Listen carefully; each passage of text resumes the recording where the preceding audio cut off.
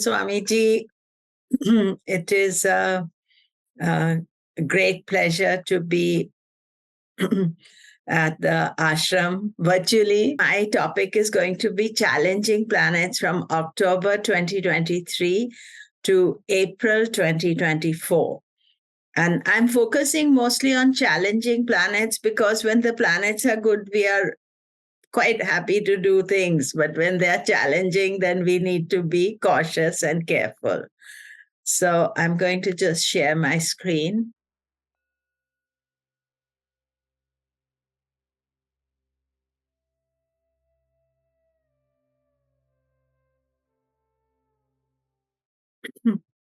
So we are talking about challenging planets October 2023 to April 2024. And here we see that the planets are Navagraha planets. I have the photograph. I'm specifically looking at the challenging planets because I want to focus on the difficult periods. So let us,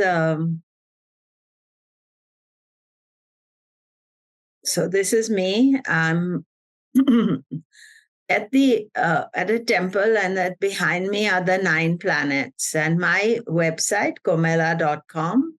And so we're just going to do a short chanting. Om Gam Ganapataye Namaha. Om Gam Ganapataye Namaha. Om Gam Ganapataye Namaha.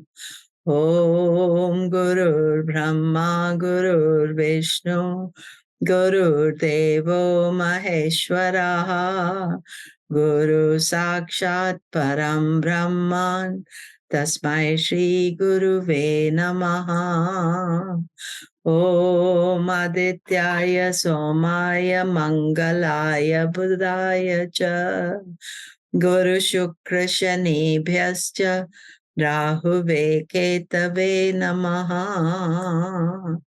Om Neelanjana Samabhasam Ravi Putram Yamagrajam Chayam Maratanda Sambhutam Tam Namami Shanishcharam.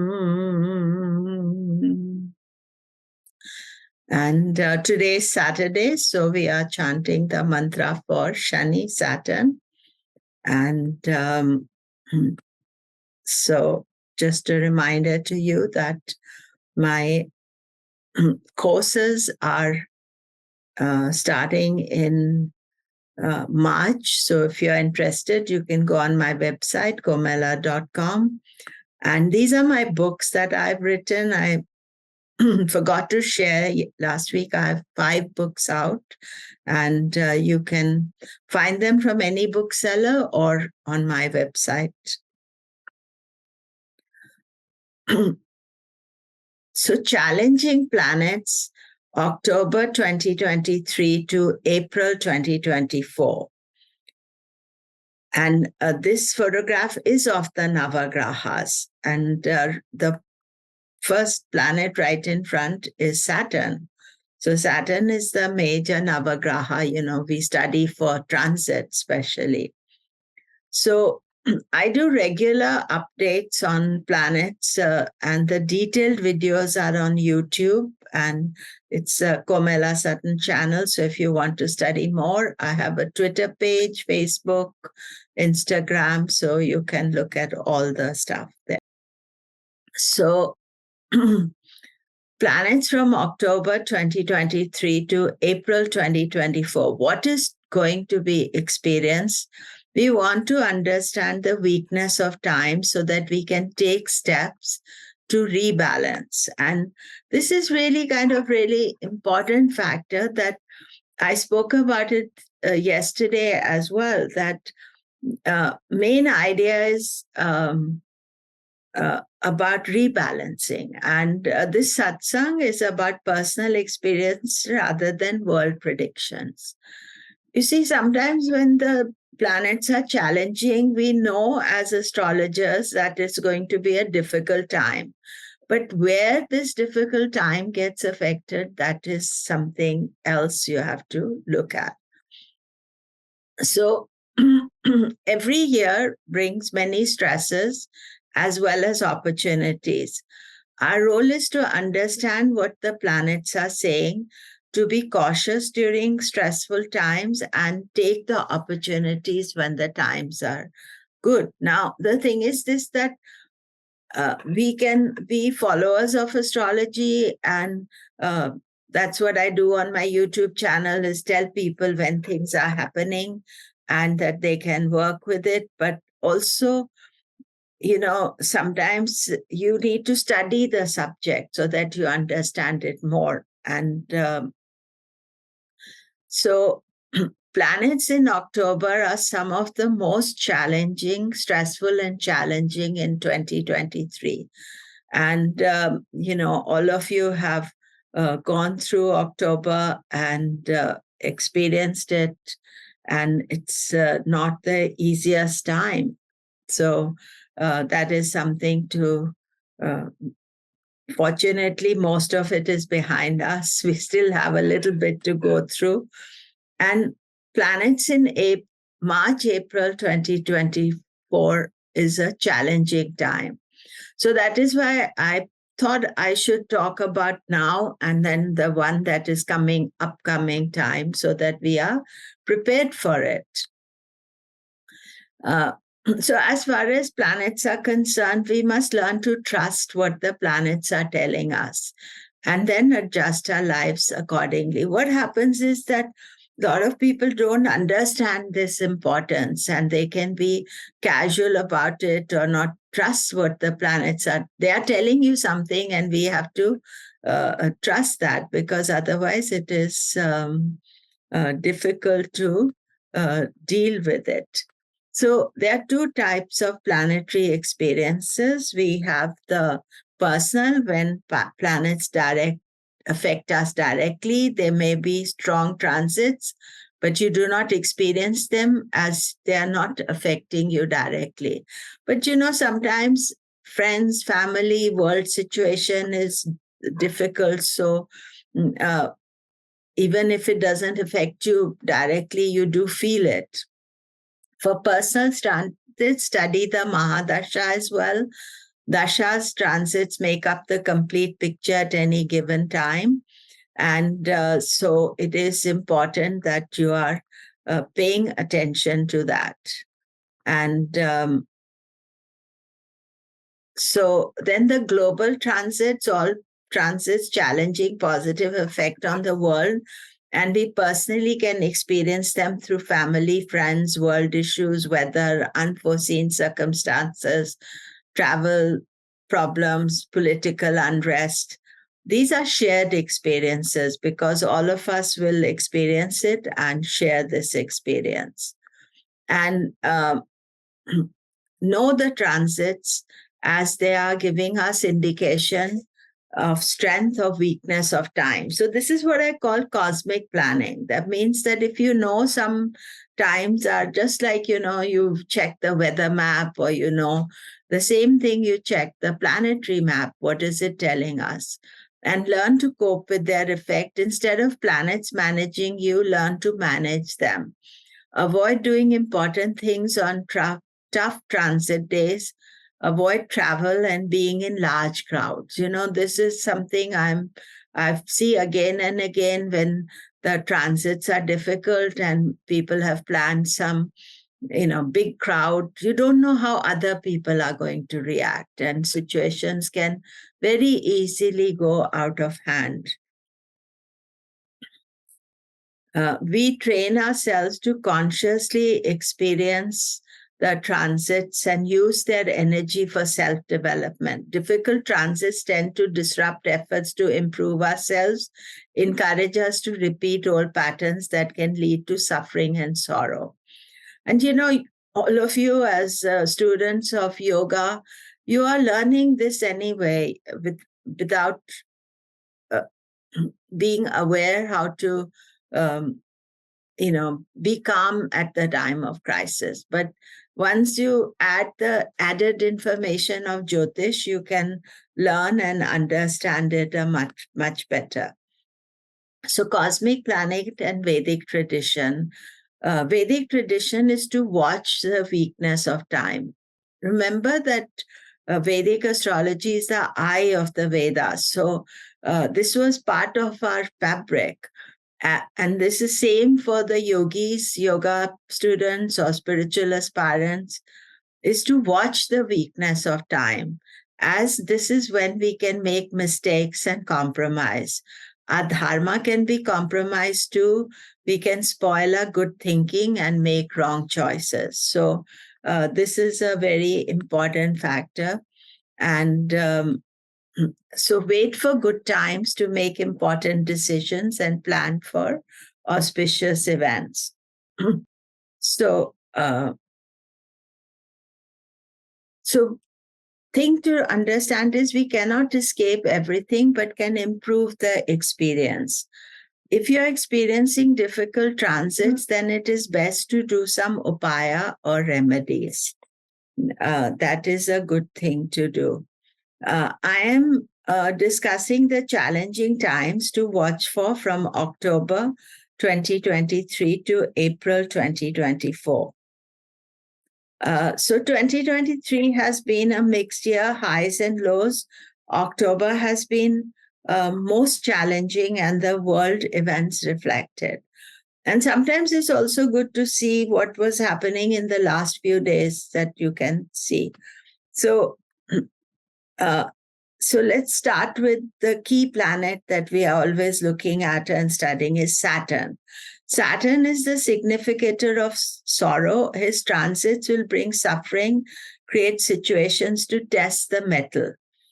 Saturn is aware of the debts owed due to previous karma. These are created by the individual, therefore must be repaid by them. And Saturn is bothering you if you are not creating not facing up to your responsibilities. I think that is where it is. But when you have a direct Saturn transit, it can be quite challenging. So Saturn is in Aquarius in 2023 and 2024. It is powerful, strong, challenging. I think the main thing I find about Saturn in Aquarius is that he's in his own sign. It's a very powerful position. And if you give yourself projects to do, you be humble and he can make you do lots of things and get a lot of stuff done. But he is not wanting excess or over ego or overspending or over anything. So we have to think about that aspect of Saturn and be conscious of it. So, 3 Saturn transits to watch. These are specifically connected to your chart. Sadesati, Ashtama Shani transit to the 8th house, and Kantaka Shani transit to the 4th house.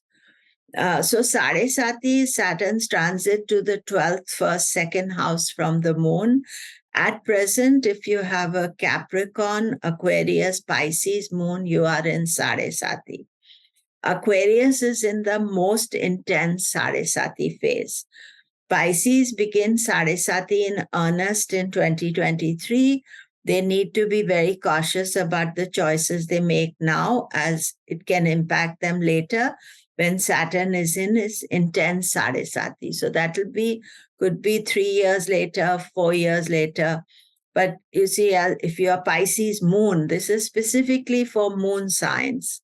So you need to check with your chart that you're already being cautious about things. The whole period has challenges, so watch for them and react. Do not think it will not affect you, as some challenges will be experienced. Saturn demands effort, restricts, it can bring expenses, both emotional and financial, so plan for them. You see, this is part of living. We will get these transits and we need to be aware of them. Ashtama Shani transit to the 8th house. Cancer ascendant and moon are experiencing it 23 and 24. So it's not just 23, but it is, yeah. So you have this two transits throughout this 23, 24, right up to March 25. Now, for Cancer ascendant, especially 8th house can bring unexpected events, but also a Cancer ascendant and moon. So they both have to be careful, and it can also bring health aspects. So you need to watch out for health. Kantaka Shani, 4th from moon, Scorpio moon has Kantaka Shani. And sometimes, what happens is if you have like moon in ascendant in Scorpio, moon in Pisces, or moon in Aquarius, it means you can be getting a double transit. So you do need to watch. Kantaka Shani mostly is bothersome change of career. So that is something to watch out for. So basically principle about the transits is that Saturn's aspect to the 10th house. When Saturn aspects 10th house for Aquarius, Cancer, and Scorpio moon ascendant in 23, 24. 10th house is the house of karma, and Saturn can release past life karma that we need to deal with. So this is a very important point. So therefore, if you are doing the remedy, especially karma yoga is very good remedy. You can give back to society, you can donate, you can be, as I said, humble, get some projects done. But as Saturn aspect releases the karma as he goes along, all of us are dealing with some issues, not all, but these particular signs that are dealing with certain aspects that we cannot ignore. So now this is something that is affecting us in October. Saturn retrograded on 17th June and will go direct on 4th of November. Saturn's stationary degrees are essential, as planets with these degrees in the birth chart will experience significant challenges. In November 2023, Saturn will be stationary at 6.19 Aquarius on 4th of November. But actually, as Saturn is getting ready to go retrograde, it is already at 6 degrees of Aquarius. And I'll just show you. If you look at Saturn is 6 degrees 29 of Aquarius. That means it's approximately there. I just put this so that you can see it properly. So what happens is that as Saturn is going to go retrograde, he slows down. It's almost like if your car, you're going forward, and if you want to back your car, reverse your car, you have to stop and then you have to go back. Or if you think, okay, now I have to drive forward, you have to stop, then go forward. So right now, Saturn is very slow moving, and therefore some issues, some things are not, you can try to push ahead, it's not happening. And so you just have to be cautious and careful about it. And one of the things that is happening, say, at present, Saturn has slowed down and is going to be stationary at 6 or 9 Aquarius when he will turn direct. And what is the amazing thing is Saturn is stationary exact over USA, United States chart. USA's Aquarius moon. As a country, USA is in a deep Sarasati, and this usually indicates a crisis situation when Saturn stations over the moon. And if you have been following the politics, that there's been all this.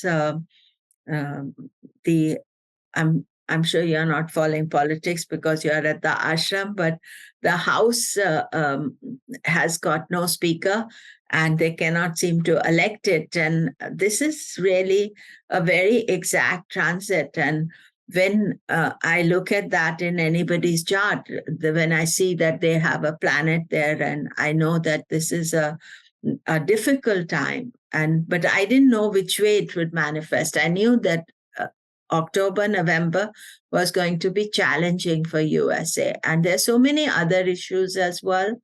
But this is the one, you can see what it is. As a country also has charts. And this also confirms to me that the chart I have for USA is quite good. So we are watching for ourselves. What we are watching is 4th of 4th of November. But even before that, just being, if things are slowed down, some delays are happening, it's okay. But 4th of November, it's exactly stationary. Remember that you have to see what country you're in, because the time difference, 4th of November timing is for USA, California. So say if you were in another country, you may be in a different time totally. So it could be 3rd November there. So that is something to watch for. So Saturn conjunctions are always challenging, and we don't have any Saturn conjunction right now. But in 2024, 28th February, Saturn, Mercury, and Sun, they are all going to conjoin. These conjunctions are 1 or 2 days long, but that when it's happening, it is important. Then 22nd March, there's a Saturn-Venus conjunction, and the big one on 10th of April 2024 is Saturn-Mars. And I'll talk more about it. Saturn-Mars, always very difficult. It happens once every 2 years. And this year, it'll be in Aquarius because that's where Saturn is. But this period from 22nd March onwards is something to watch for. I'll talk about it later. Once a month, moon conjoins. There'll be other conjunctions, but as I'm focusing up to April, then these are the main ones that you are looking for. Then Gandanta is an unusual position for planets to be in. And right now, these are either side of fire and water energies. So when planets are in fire and water signs, Pisces, Aries, Cancer, Leo, Scorpio, Sagittarius, the Gandanta points are spiritual knots that slow spiritual growth, or if we unravel them, they can bring major developments to us. So transits over Gandanta, especially of slower moving planets, can bring major transformations. And Pisces, Aries, Gandanta, what we are experiencing right this moment, this is from Rajas to Sattva. Rahu in October, November is in Pisces, Aries, Pisces. Usually faster moving planets cross annually, but the main aspect is this, that Rahu moves backwards. So he's at present at the end of Aries, beginning of Aries, and a total Rajas mode. And then he'll go into Sattva on 30th of October, and he'll be more sattvic and spiritual. But this is a very unsettled time. Already I told you that there was, October was not easy. Saturn is stationary. Now Rahu is in Gandanta. And so that is a second factor that you're looking at. And October, November, Rahu is in Aries and going backwards to Pisces. November 23 to January 24, Mercury will thrice go through Scorpio, Sagittarius, Gandanta. So these are the main ones that we are looking for right now. And but the Rahus is the most important one, and it's coming along with all the other drama. That's the problem, really. Then Jupiter in Aries.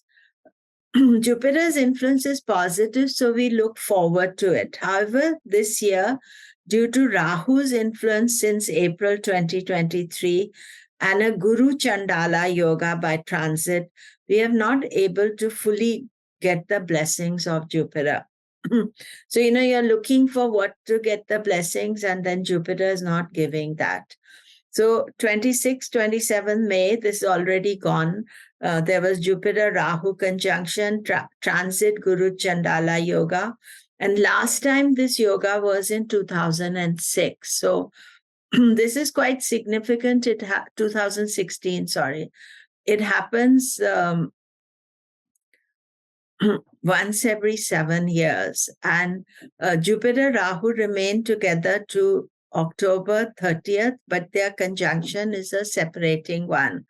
30th October, Guru Chandala ends. So we are coming to some good news. So 30th October, Guru Chandala ends, and Jupiter is at last free to give his blessing. Because, the blessing was restricted for us. So 30th October, very positive for Jupiter will then be in Aries on his own. Jupiter's retrograde just now as well, from 4th September to 31st December. Normally, mid-flow retrograde is okay. You don't feel it. You can see here by these lines underneath it, if you look at the transits, have Saturn at the top, but you see Jupiter's retrograde, Saturn is retrograde, Rahu Ketu always move retrograde. You can see Rahu is at 28 minutes of Aries. So on 30th of this month, so this is 9 days from today, Rahu is going to change. Actually, for Rahu, one of the best remedies is Navratri and the goddess Durga. So these days, if you're celebrating the Navratri and working with goddess Durga, it is a very good time for you to, good remedy to do.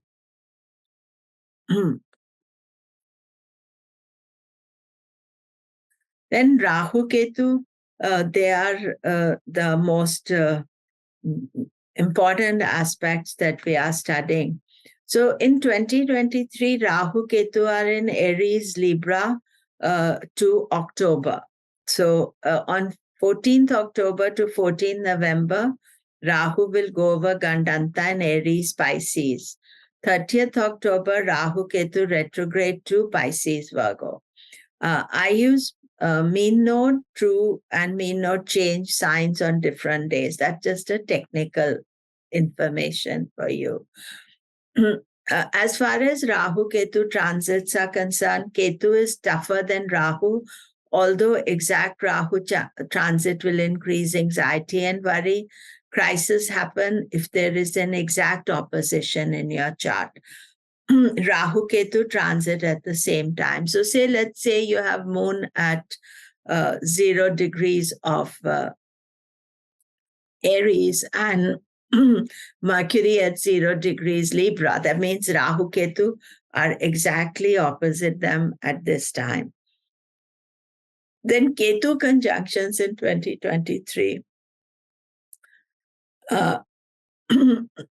This year, Ketu conjunctions always to watch out for. And once a year, Ketu will conjoin Mars once every 2 years. And this year on 4th of October, there was a Mars-Ketu conjunction. Then 17th October, Sun-Ketu, 18th October, Mercury-Ketu, and one left of Ketu is 27th November. But these, because you see, these October transits, they have come at the same time. Rahu is in Gandanta, Saturn is slowed down to go direct. There's an eclipse that we just experienced. So you see that this has all been very damaging as well.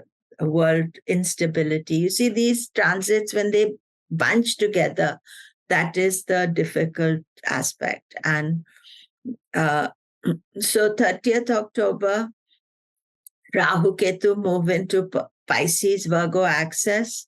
Rahu will be in Pisces, Ketu in Virgo.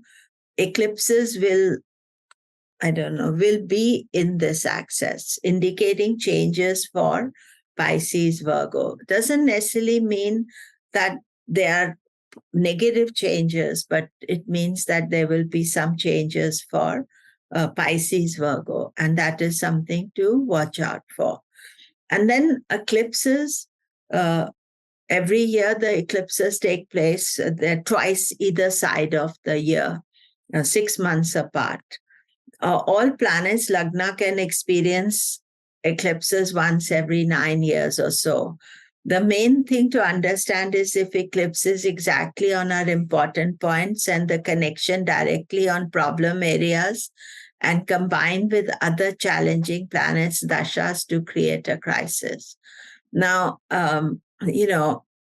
it's difficult to say one-to-one without looking at it, but here we see that now the eclipses, October 2023, we've had 2 eclipses.